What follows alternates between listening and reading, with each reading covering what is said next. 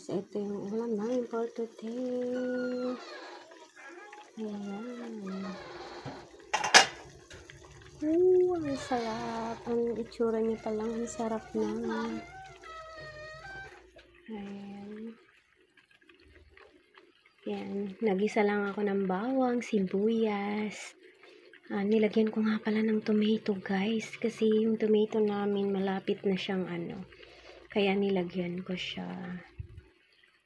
At tapos, ayan. Nagisa ko na yan. At syempre, ang toyo at ang suka guys. Nilagyan ko na rin yan ng 2 sili. At ang dahon ng laurel. Ayan guys. Konting pa yan. Maluluto na yan guys.